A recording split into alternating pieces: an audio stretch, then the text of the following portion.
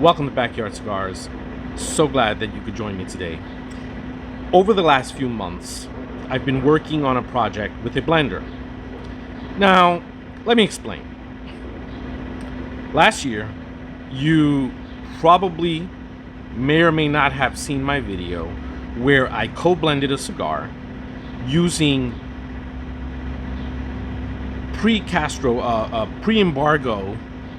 tobacco. Now, the tobacco was dated anywhere from the 1930s up until the early 1960s, and it was being used by a brand named Alkazar Cigars. I believe that they were pretty big back in the 30s, 40s, and 50s, and this tobacco was sent to me by George of the Vintage Cigar Store.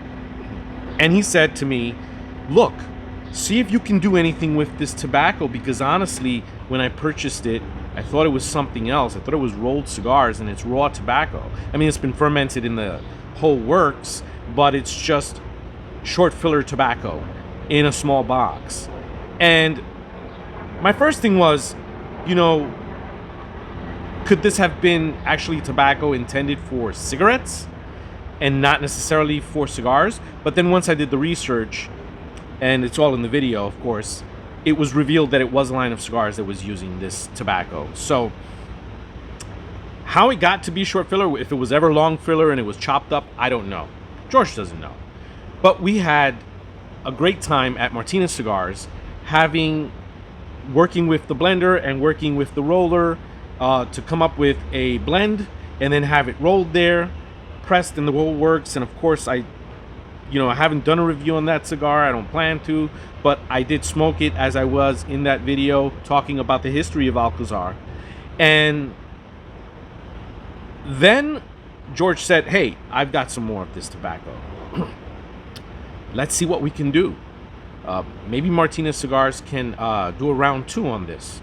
But I thought to myself, yeah, they could easily, and they would be glad to do that for me, because I love those guys. And I said, you know what? Maybe I should call up my friend Jeff in Canada. He has a channel, Aromatix Cigars, and he reviews cigars, but he's also into blending, home blending. When I say home blending, I don't mean that as a knock. It's just he's blending at home, right? I mean, he's not an incorporated business or anything like that. He is doing this pure hobby because he loves cigars. He loves to smoke cigars, and he's just in love with the whole process. His strength is in the blending and choosing the tobaccos, the grades, and so forth. And then he rolls the cigars. I think he needs to improve as a roller. And again, that's not as a knock. He's gonna get better. But a lot of blenders don't roll their cigars. You've got some old school guys, I'm not saying just a few, there are many that can roll you a basic cigar. And then you've got a few that are pretty good at it because they were trained to roll cigars. They were trained at every stage. And maybe they're from Cuba, like Hiroshi Robaina, who could roll you a nice cigar. But, or Hamlet Paredes, there's a couple of guys out there, right, that can do this. But usually they'll focus on something, like Hamlet. He'll focus on blending. He can still roll some cigars, but he's gonna delegate that. And it's just gonna be the way that it is, because there's so much work involved that you're gonna have a specific worker doing that chore. So what Jeff does, because he's at home, he doesn't want to send his cigar blend or have his cigar blend made somewhere or rolled somewhere where they're going to charge him X amount of dollars for it. He wants to have the fun of rolling him himself. And I think that takes the hobby to another level, because now you're finishing the product, and there's a lot that goes along with that, right? Making sure the draw is right, making sure that the combustion is right. We've talked about this a little bit before with people who home roll, blend, and it isn't uncommon. Back in the early 1900s, up until the 1920s, you had a lot of people in their apartments working for someone else who had a shop or 2 or 3 shops, or just simply making some cigars for themselves just to have something at home. Later on, when cigarettes became popular, of course, you had the same situation with cigarettes where people would roll their own cigarettes, or they employed little cigarette rolling machines before cigarettes were manufactured in that manner, which they were already rolled for you. So Jeff is a really, really great guy, and he agreed to take on this project. And he said, I don't know, I'm going to give it my best shot. I'm going to do the best that I can. And I said, Jeff, look, the most important thing with me, first off what I know that you have a good palate. I know that you have a good sense of what your tobaccos are. I know that you read and you learn so much. So I'm very much aware that you know what you're doing, basically. But more importantly, I know you're a good person. I know I can trust you. And I know that I can do this with you and not have to be concerned about anything. Because, that happens to a lot of cigar men as well. On the other side of it, of course, the professional side of it, where individuals will begin a business partnership with someone. Not saying mine's is a business partnership. That would make it different.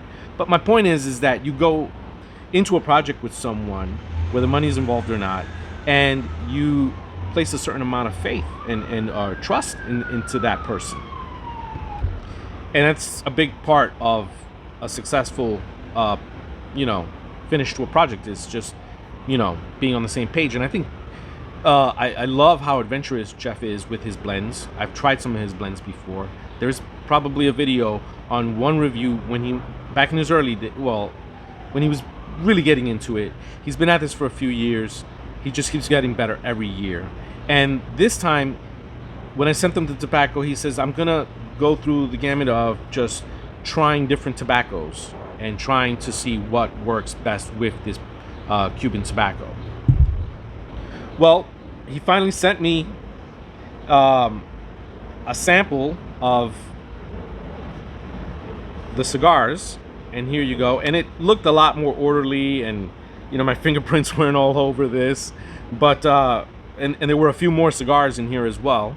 All in all, in total, there were 17 cigars in here. So far, I have smoked about 4.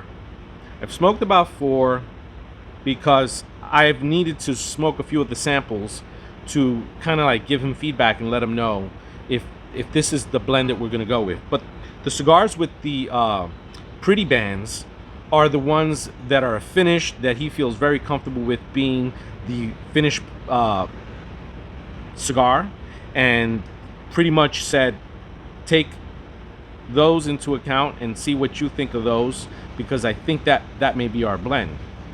But try the other blends as well. We'll see what we come up with. And then he included one of his own personal cigars, a line of cigars that he's working on for himself, and that's called the Black Hole. And I haven't gotten to that one yet, obviously, but when I do, I'm going to review it. So here we're going to take a closer look at them, and I believe he made this box. It's got a sample of the Havana band here, and Jeff thought of this name, and I just thought it was a perfect name for the cigar, Havana Memories. And see, here's the thing. There is Cuban tobacco in these cigars, with the exception of the Black Hole, because we're not trading on the Havana, the Cuba name here. We actually have Cuban tobacco in these cigars. So looking at one of the samples here, this is the Cuban, and then you see it says BRONC, and then Nicaragua. So I've smoked this cigar. What I can say about this particular blend is, first, I thought that the Bronc was a Brazilian tobacco. I don't know where I was getting that from, but I know that there's like a short filler Brazilian tobacco. I know it's different. This is actually short for bronceado. And bronceado means bronzed. What it means. It means bronzed, and it's an Ecuadorian leaf. So this is an Ecuadorian bronceado with the Cuban short filler and some Nicaraguan long filler. And the binder on this, I believe, is Sumatran. No, a Dominican. So this was actually an excellent cigar, and I thought it was pretty good. I thought that the Cuban short filler didn't really shine too much in this cigar, but as it was an excellent cigar and very enjoyable. Now we're getting to the ones with the bands, the Havana Memories, and most of these cigars, right, like this one, these are Coronas, and petite Coronas at that. This would probably be a Robusto here, maybe a Robusto Gordo, because the ring gauge is, I think, 54. So what we're looking at here with this one, this is a Dominican Corojo Oscuro wrapper, and the binder is Sumatran, and the filler, of course, is the Cuban short filler with some Dominican tobacco as well blended in there. So you've got Dominican filler blended in with the Cuban short filler. And really, like, look, the last time that we had cigars made with this very old Cuban tobacco, we did a Sumatran wrapper at Martinez Cigars. We did a Dominican binder, and we combined it with Dominican filler, of course, from Cibao. And that worked great. And that was sort of like following the original recipe, the original blend of Alkazar cigars. So I was trying to keep it like that. But this time around, we wanted to just explore and do some different things and come up with some different blends. And here we have the Cuban short filler, again with some Bronceado and Nicaragua. And here we have the Cuban Corojo and Nicaragua. This was probably so far my least favorite. I thought it was a good cigar. I liked it. I like Corojo. I sometimes have to be in the mood for a Corojo cigar, especially when it's very Corojo-y. But this was similar and it was good. I just didn't think it went as well as the Havana Memories, where I really think this one had the strength, the saltiness, some of the creaminess, and just some of those dark earth and coffee tones that I really like in a cigar. But nonetheless, this Corojo one was a good cigar. Of course, this is the Black Coal. This is a personal line he's working on for himself, and more about that at a later date. Of course, more of these. George, you'll be getting your share. And look, none of this is, of course, for sale, right? These are pet projects, small batches, minuscule. Minuscule. You know, these are tiny projects where you make at most 20, 40 cigars, and you're sampling through a lot of different blends. At least with Jeff, I feel that Jeff really wants to pin it down to a certain flavor, and we're getting there. The whole purpose of this video was just to show that fun things can happen within the hobby that we share. You can get a hold of some tobacco that came from Spain from a long time ago, and maybe it's not old Cuban tobacco, maybe it's some Dominican tobacco that you get, and then it's passed on to someone who might be able to make something happen with it, and you have the experience of just talking with them and discussing the different things that you'd like in a cigar or what you'd like to see in a cigar, and you don't know how it's going to shape up. You really don't, until it shapes up. And then when it does, and it's pleasant and it's good, you get a nice little smile on your face. This cigar, Robusto Gordo, Dominican Corojo Oscuro wrapper, you get a lot of sweetness from the wrapper, I feel. But you also get some spice. There's some peppery notes throughout it as well. This particular cigar, again, is just Cuban with the Dominican in the filler. And you get some good spices with this in the finish as well.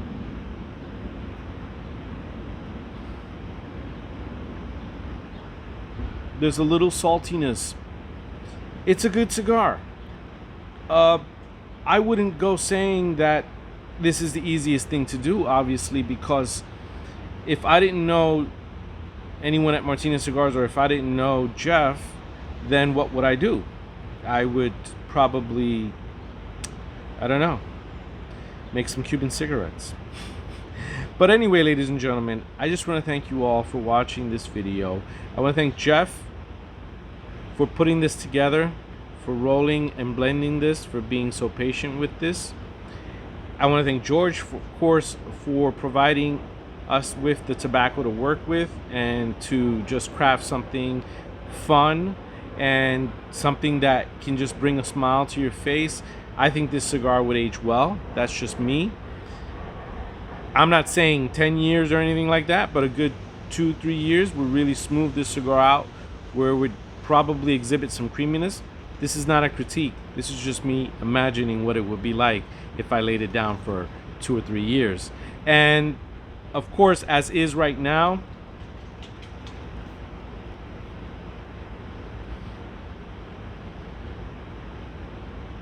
very nice. Smooth cigar, no harshness to it. Conservative draw at the moment, but I think that this is a good, fun hobby that we are all a part of, and it's just fun to share these little experiences with you. So thank you again. Until next time, I'll see you again. Backyard Cigars.